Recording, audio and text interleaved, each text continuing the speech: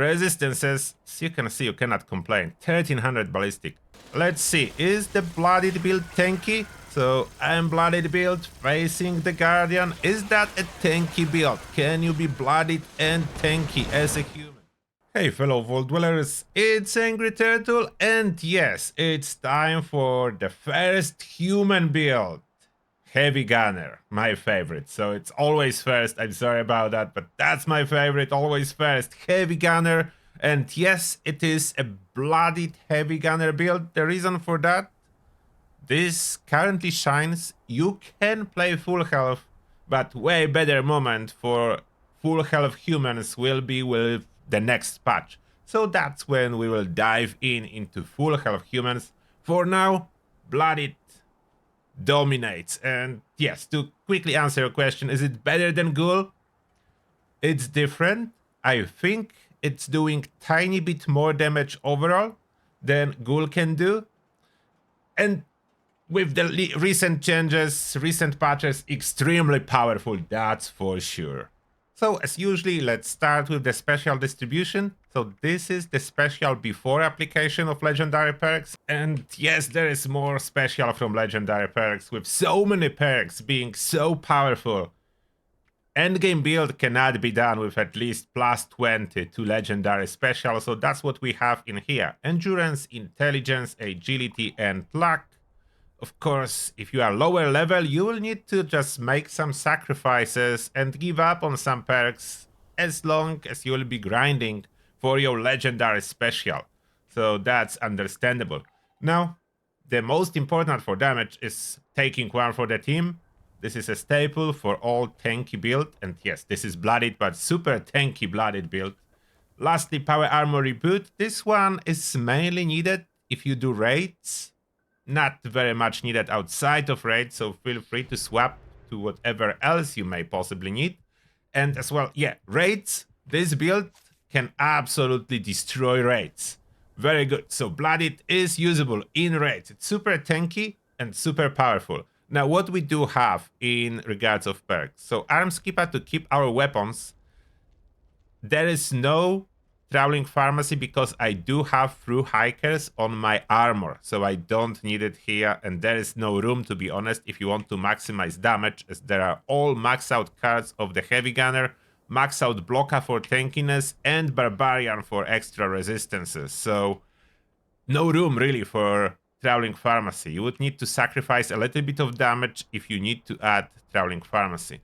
Then Concentrated Fire for more damage and accuracy in watts. Endurance, as you may notice, 15 points. Yes, endurance. It's extremely hard to fit everything. So many good cards, especially for human. More than for a Ghoul. Ghoul doesn't have as many good cards. So Life Giver for a lot of extra health. Ironclad for extra resistances, just rank 1 as there is no room for more. Fireproof for explosion resistance. Iron Stomach for extra resistances. Energy and ballistic, natural resistance for elemental resistances. Thirst Quencher, that gives us a lot of extra action points. Like action points on this build, not a problem. Bullet Shield for super tankiness. Radical for extra strength and carry weight, therefore. Star Genes to keep our mutations. Yes, Star Genes are back because ghouls do not really need it. Humans absolutely do need it. Charisma. Strength in numbers to boost mutations. Tenderizer to do more damage, especially on the bosses. Under intelligence, first aid. Yes, we are using Stimpaks, so first aid is very much welcome. Nerd Rage, that's a Bloodied build. Not really using much Bloodied weapons, I think one. But Nerd Rage works great at low health and mutations does. Power User to keep our fusion cores lasting longer, especially in watts. Stabilized for armor piercing effect and stability of the gun too. Patches included to carry all this precious energy ammo. Yes, we are mainly relying on energy ammo. Energy weapons for heavy guns are currently the strongest, so that's a staple. If you wonder why there is no science, science currently do not work on heavy guns. It will from the next patch. Agility, or all the onslaught perks, and of course Gunslinger for the weak spot. So all of it is for damage. Then Adrenaline, only rank 1, there's no room for more. And Born Survivor, rank 2. That for me is a sweet spot. Just good enough to activate on time. With rank 1, sometimes it activates after you are dead. So not very good with rank 1. Rank 2 is perfect, and that requires 13 agility in total. We don't really have more special to increase agility. Luck. Ricochet. Super good in power armor for tankiness. 4-leaf clover to get our criticals charged when we miss. Class Freak to reduce side effects of mutations. Crit Savvy to crit every other shot. Bloody Mess for more damage. Better criticals for even more damage. And Junk Shield for more tankiness. So you may notice the main theme. Damage, damage, damage, tankiness, tankiness, tankiness. It's a beast. Everything optimized. Endgame build. Super powerful. Now, mutations and the gear. So for the mutations, the most important one, adrenal reaction that boosts our damage when our health is low. Bird bones for jumping and extra agility. Extra agility is extra AP. Currently you can see AP 453, but I think some of my food expired, so I will fix that soon. Carnivore, so our food is stronger, and when I'm talking about food, I'm not really crafting it, just food generated at my camp. Eagle Eyes for extra perception and crit damage. Egghead for intelligence. If you don't currently care too much about intelligence, you don't need it, but don't forget first aid scales with your intelligence, so it helps you with healing. Herd Mentality for free special. Marsupial for jumping. Speed Demon for moving faster, and this last one is not really necessary. That negative to gun accuracy. But I do have it if I occasionally want to use auto axe or something like that. It's not really recommended, but you can if you want. Like, as you can see, I have it. Still using heavy guns, especially with Vulcan power armor. So let's cover the gear. Weapons. So one bloodied weapon that we do have and I'm using is Cremator. Crazy amount of dot. Like, with the multi-shot barrel, it attacks large area of enemies. Like, everyone will be applying, like every enemy hit will get applied a full dot. So almost 3k to start with. With stack up adrenaline, it will jump higher to over 3k. So yes, it's high, and Pyromaniac's legendary effect does stack. Damage while aiming does stack and apply to the dot. So this Cremator is focused on the dot. It is weightless on the 3rd star, doesn't need to be weightless, something else may be used, but there is no essentials. Like, I'm not really focusing with this weapon on VATS, that's not really good VATS weapon. It's a good weapon to cover a large area and kill everyone slowly. Not as slowly, but it will take like 5 to 6 seconds for most enemies to die from the dot. So this is one and only bloodied weapon on this bloodied build. Every other weapon will be Furious, or maybe Vampire if needed, but mostly Furious.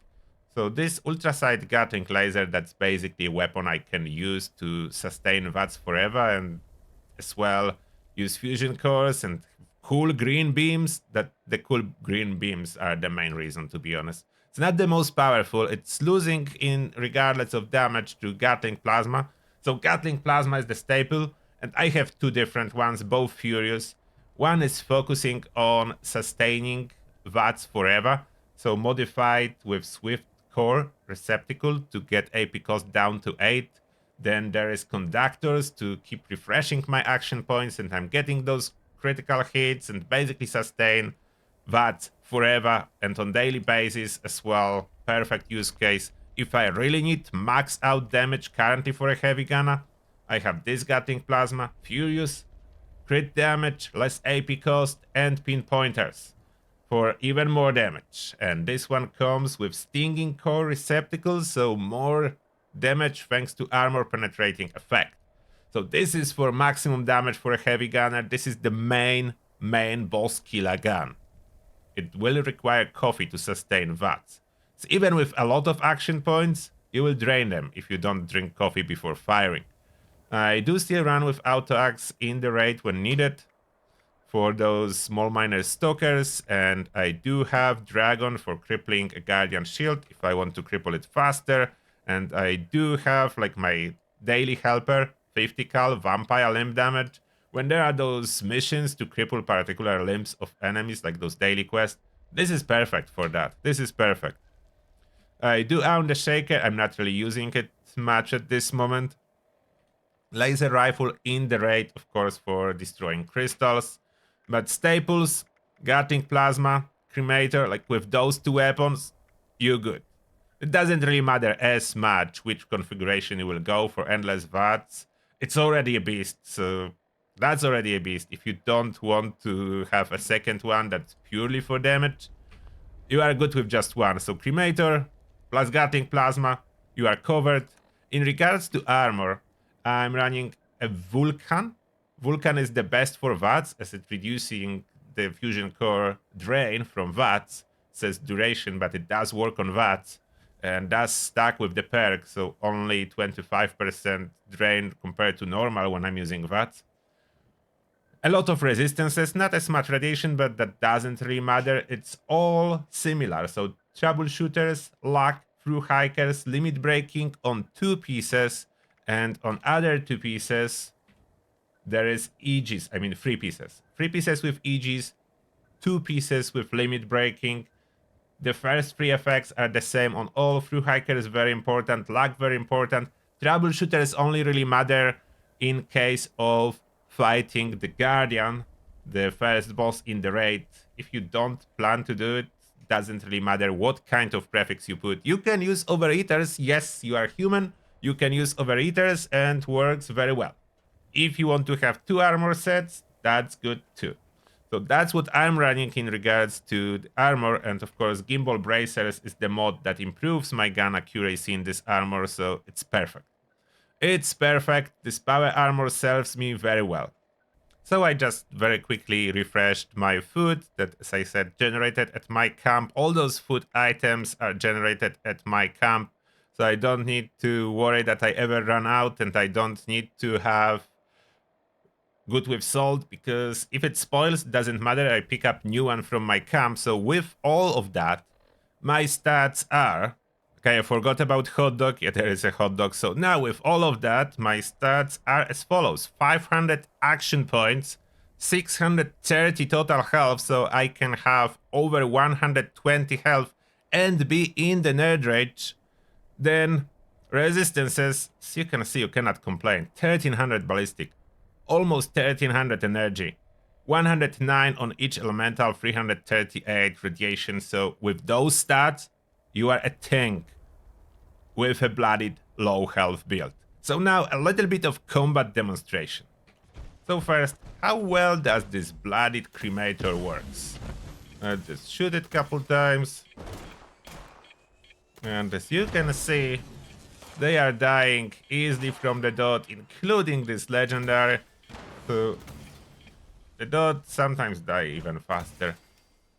In this power armor, my accuracy is even higher than I would like it to be honest, as it's not spreading a lot of those shots that I'm firing, so that's the downside. Sometimes accuracy is a downside, but for most weapons, it's good.